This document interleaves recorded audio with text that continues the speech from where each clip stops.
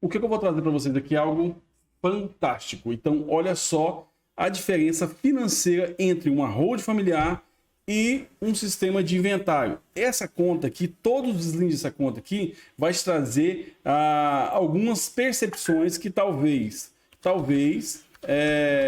você não conseguia visualizar em 1, 2, 3, 4 horas. Então vai ser uma coisa bem técnica, bem rápida mesmo, para que você possa entender cada detalhe. Eu sei que o que mais pesa, se você vai decidir X ou Y, na maioria dos casos, é a questão financeira. Então é exatamente aí que eu quero te mostrar a grande diferença de uma hold familiar e de um sistema de inventário. Vamos lá? Vamos para a prática? Eu sei que a grande maioria das pessoas já tem mais ou menos a noção de quanto ficaria um inventário. Mas vamos colocar isso em números, vamos colocar isso em não só em achismo, mas numa perspectiva mais assertiva, ou seja, uma direção mais acertada, e ao mesmo tempo eu quero comparar isso com você com um sistema de holding familiar. Vamos lá? Então eu vou trocar minha tela aqui para vocês poderem...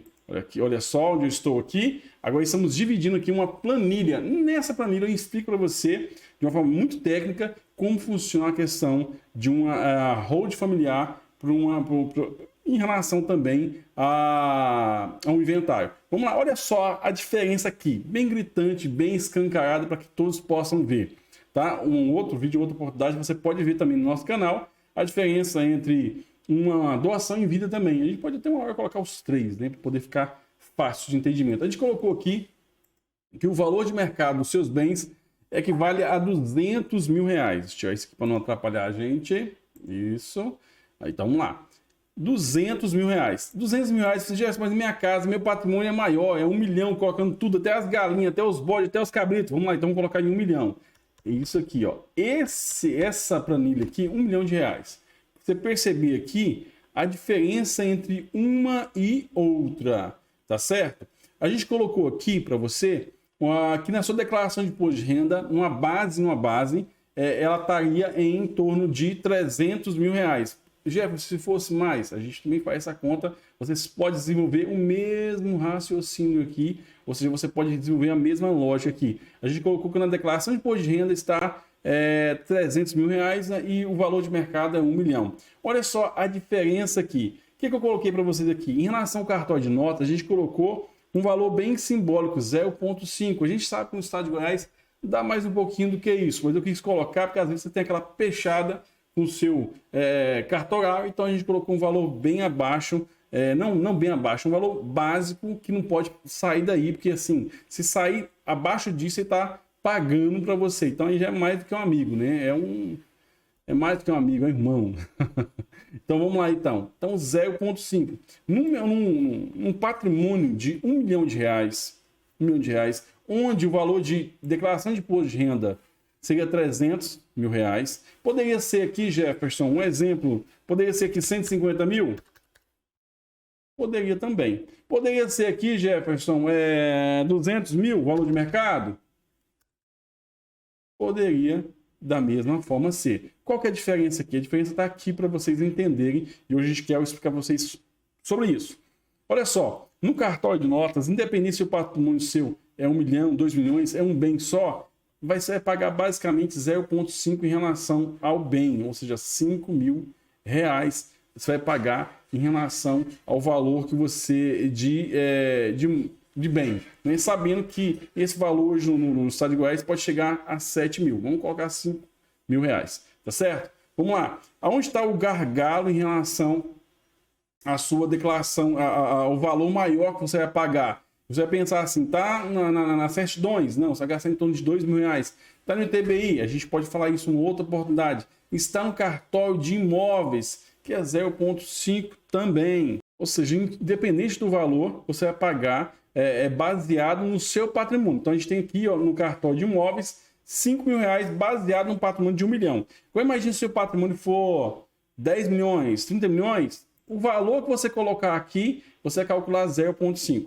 Tá certo? Em relação ao imposto da morte, você acha que é só 6%, né? No estado de Goiás, ele é 8%. Logo, 8% por quê, Jefferson? A partir de R$500 mil é 8%. Então, um patrimônio de 1 milhão é 8%. Abaixo disso, a gente tem R$200 mil, tem 50 mil reais, 20 mil reais, menos que 20 mil reais do seu patrimônio, você é isento. Então, se você tem um patrimônio inferior a 20 mil reais, por cota, por pessoa, você é isento em relação a esse imposto aqui, que é o imposto ITCMD, e aqui no estado de Goiás é ITCD. Tá certo? Então, você pagaria quanto, Jefferson? Pagaria exatamente 8%.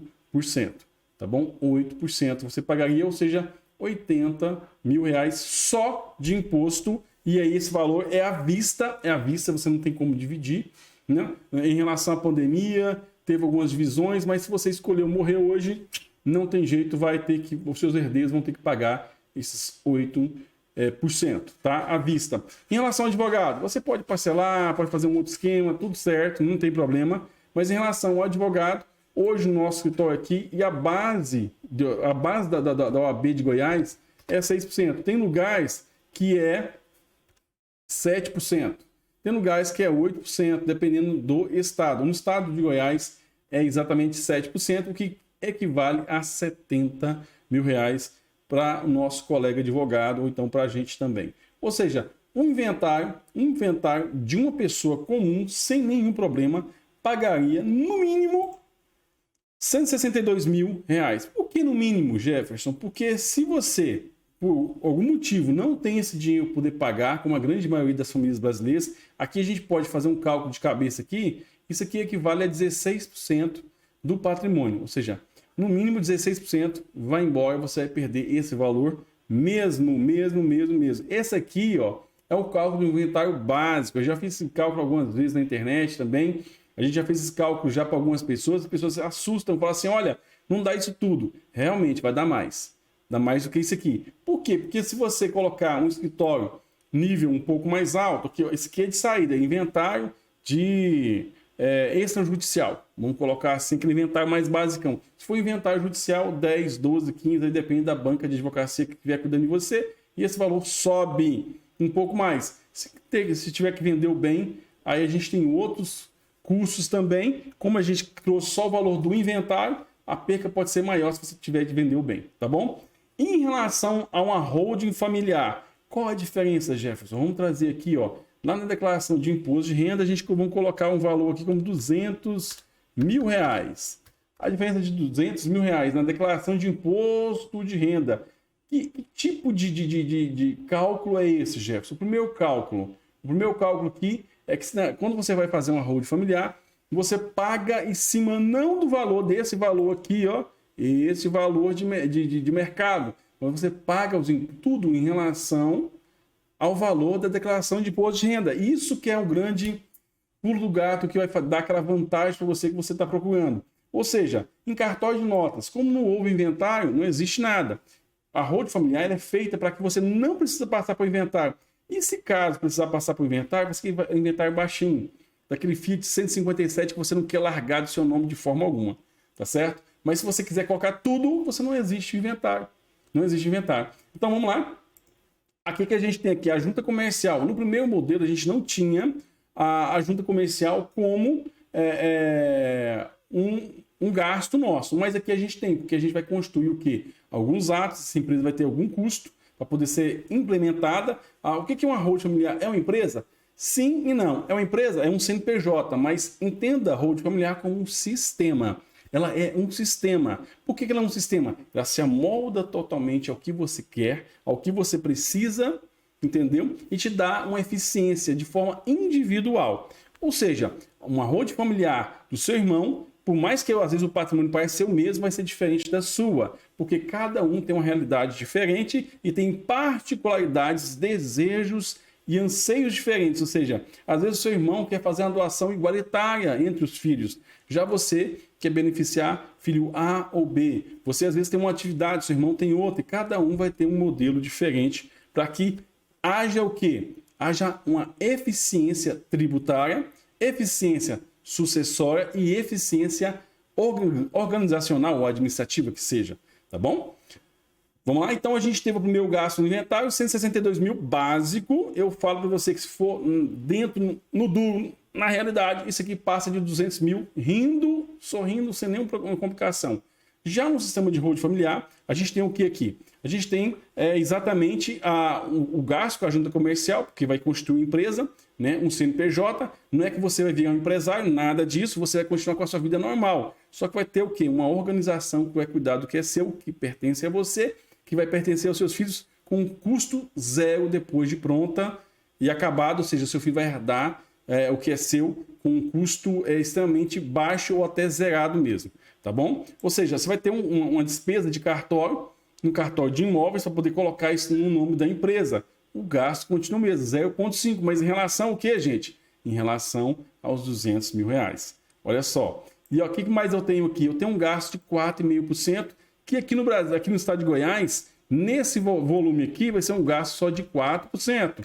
Então, a gente estava fazendo com outro cliente, que é um outro estado, então o seu custo aqui vai ser de R$8.000. Por quê? Porque é baseado nos 200 mil e não mais no 1 milhão, né? Como estava antes. Logo, o seu gasto aqui com advogado, num sistema como esse, basicão, um imóvel só, ficaria em torno de 16.800, sem nenhuma complicação, num modelo mais básico, mais enxuto, num modelo onde não tem muitas inovações. Então, olha só o gasto em relação aos honorários em outro modelo. A gente tem um valor bem mais legal. Jefferson, mas aqui a gente tem que fazer o que? Uma estruturação lá dentro, com mais complicações. É esse valor que muda, mas com certeza não vai chegar nunca a esse valor aqui.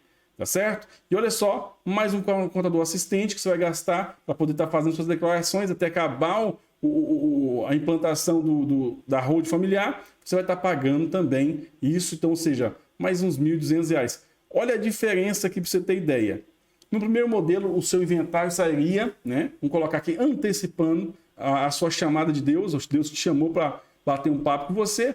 Então, os seus filhos gastariam R$162.000 no primeiro modelo. No segundo modelo, seus filhos gastariam R$28.200. Uma diferença financeira de R$133.800. Aí você vai falar assim, nossa, isso aqui não existe, é história. Não, isso aqui é realidade. E a grande maioria dos empresários, dos grandes empresários do Brasil, já praticam isso há quase 50 anos. Olha só, você está bem atrasado em relação a isso. Mas qual que é a vantagem? A vantagem é que você ainda está vivo, está firme, forte, então você pode implantar, ainda pode implantar.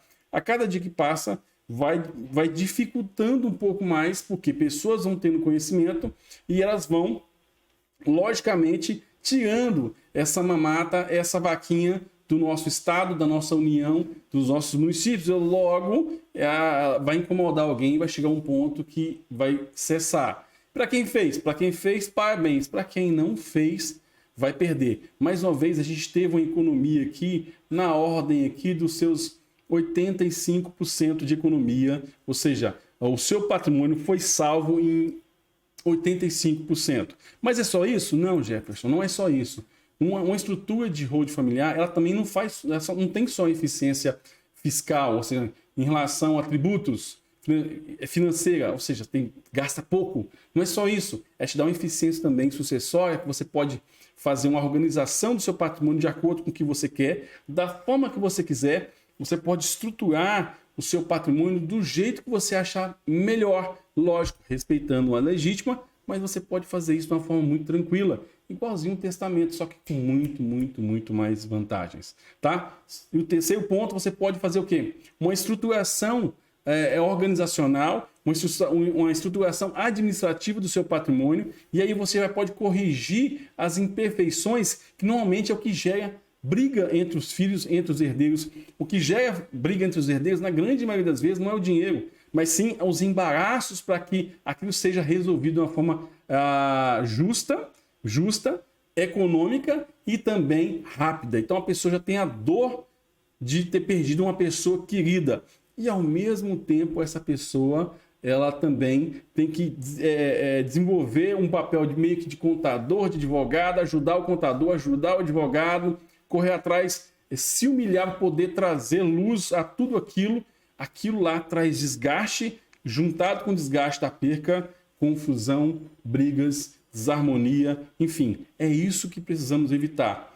Quer dar um presente pós-morte, ou seja, quer dar um presente, quer fazer uma carta de amor para quem você ama depois que você partir, faça um planejamento. Isso é exatamente isso, uma carta de amor, porque você vai conservar do jeito que estava a relação depois que você não estiver mais aqui. Tá certo? Um forte abraço e esse é o nosso planejamento e eu espero que você conseguiu entender. Se não conseguiu, entre em contato com a gente aqui no escritório, entre em contato com a gente aqui também em nossas redes sociais, nos nossos veículos de comunicação e passe a se inteirar cada dia mais dessa ferramenta que tem salvado boa parte do patrimônio das famílias brasileiras e vai salvar o seu também. Um forte abraço para você e a gente se vê numa próxima oportunidade. Até mais. Tchau, tchau.